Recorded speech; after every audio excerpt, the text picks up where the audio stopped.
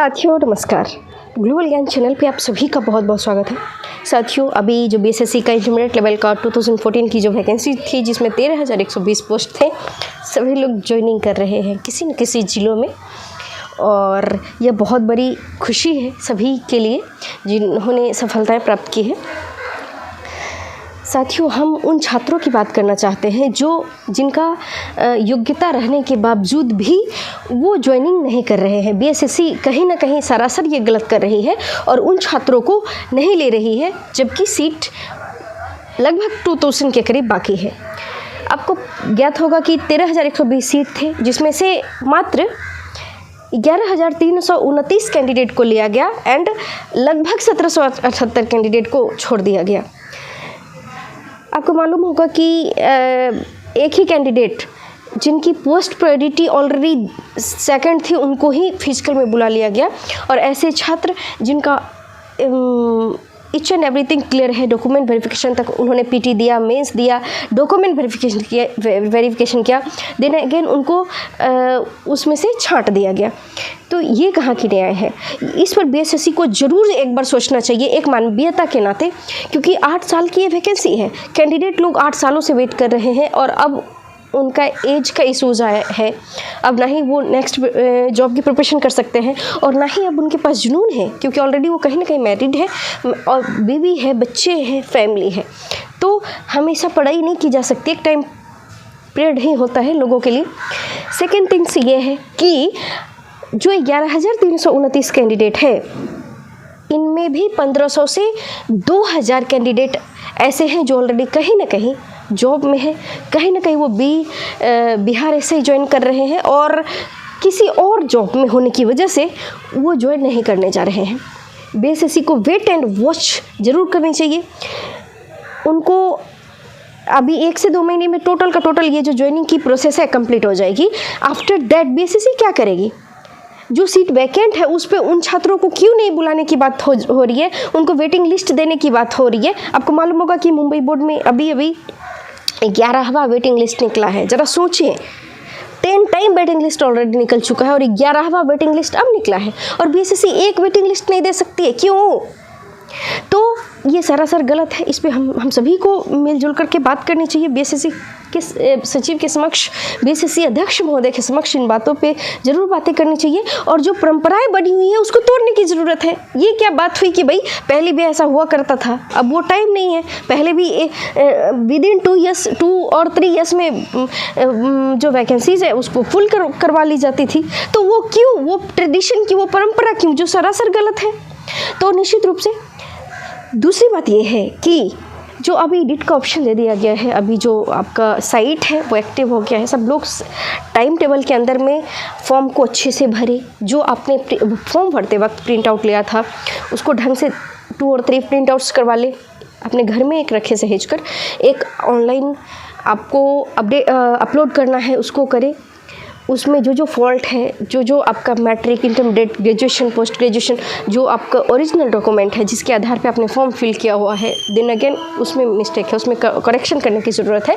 तो उनको उन सारे डॉक्यूमेंट का जेरोक्स करें, सबको अटैच करें, सबको ढंग से जो कॉलम्स, जो फॉर्म ऑलरेडी वेबसाइट पे जो फॉर्म है जिसमें कॉलम बनाया गया है, क्या फॉल्ट है, क्या चीज़ें हैं। आपको मालूम होगा कि मोबाइल एंड जीमेल को छोड़ करके बाकी ईच एंड एवरीथिंग आपका एडिट हो रहा है। तो सारी चीज़ों को रखें, क्योंकि बार बार मौका नहीं मिलेगी, मैं बार। तो साथियों उस चीज़ को ढंग से करें। दूसरी बात यह है कि आप सभी लोग इंटरमीडिएट जो बीएसएससी लेवल का इंटरमीडिएट लेवल की वैकेंसी है उसमें ज्वाइनिंग करने जा रहे हैं। आप करिए ज्वाइनिंग, लेकिन अपनी प्रिपरेशन को, अपनी तैयारी को विराम मत दीजिए साथियों, क्योंकि अगर आप चाहते हैं कि बिहार पटना कलेक्ट्रेट में आपको नौकरी हो, हार्ट ऑफ बिहार जिसको हम पटना कलेक्ट्रेट के नाम से वो जानते हैं, उसमें अगर आप ख्वाब देखते हैं कि उसमें हमारी जॉब हो, तो प्रिपरेशन अभी से करें।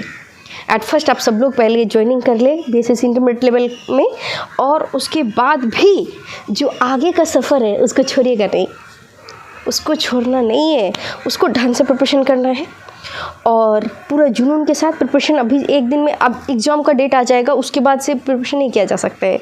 आप ये मत सोचिए कि ये जो सचिवालय सहायक है, पीटी है मेन से, और एंड आफ्टर दैट मेरिट हो गया।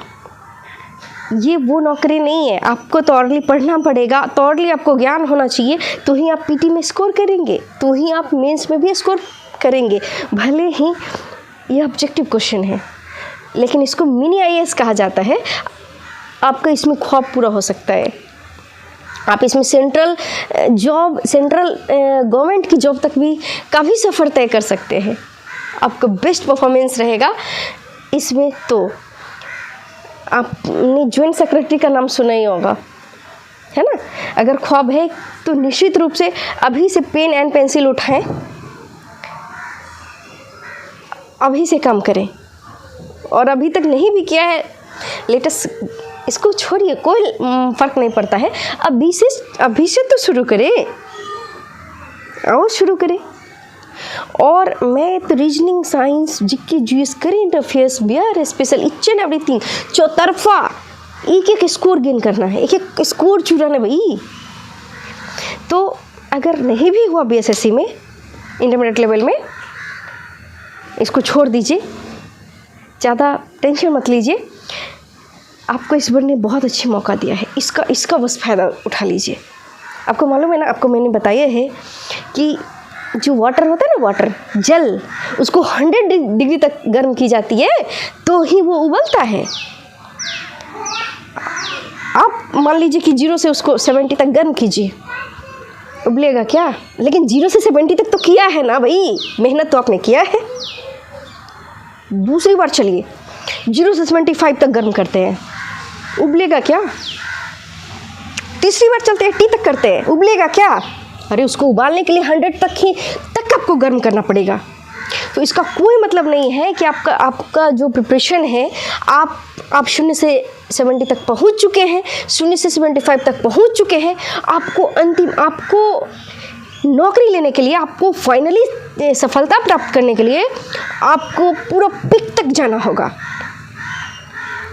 और पढ़ाई को छोड़ के नहीं करना है ना।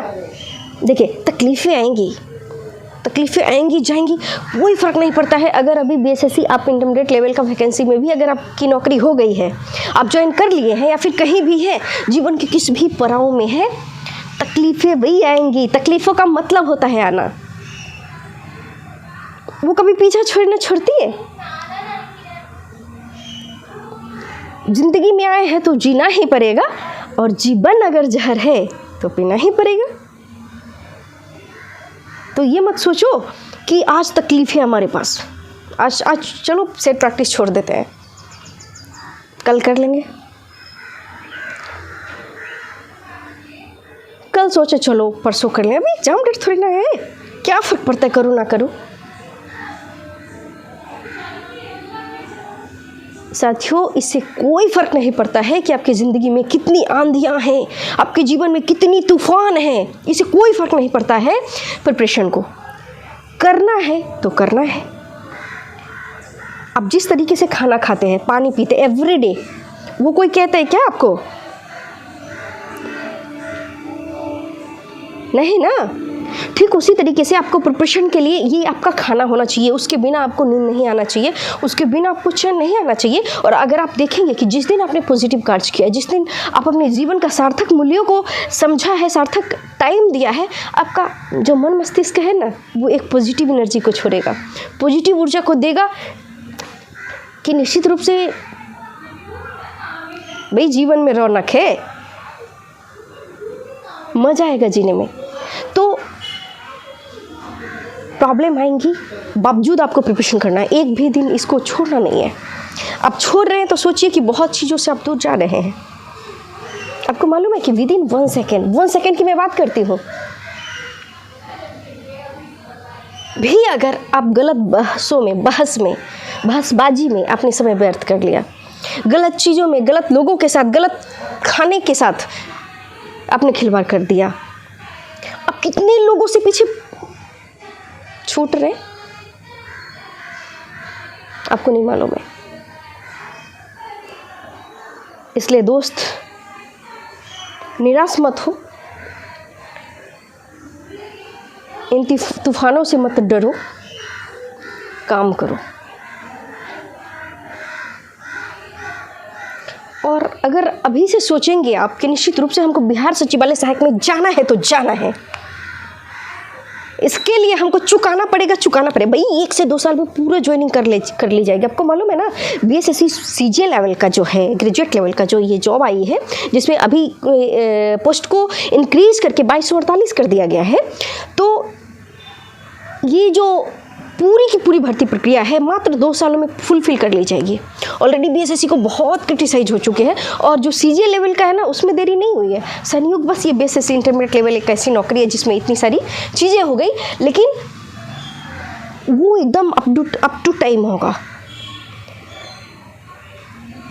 इसलिए सो मत जाओ भाई, काम करो, है ना। बार बार अपनी हार पे मत विश्लेषण करो, मेरा बेसिस में नहीं हुआ, मेरा ज़िंदगी उजड़ गई।